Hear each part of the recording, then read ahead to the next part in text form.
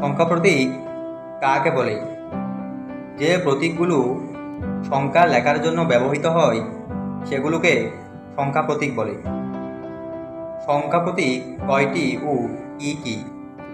সংখ্যা প্রতীক 10টি, যথা 0, 1, 2, 3, 4, 5, 6, 7, 8, 9, অর্থাৎ 0 থেকে 9 পর্যন্ত অঙ্কগুলোকে সংখ্যা প্রতীক বলে। সম্পর্ক প্রতীক কাকে বলে?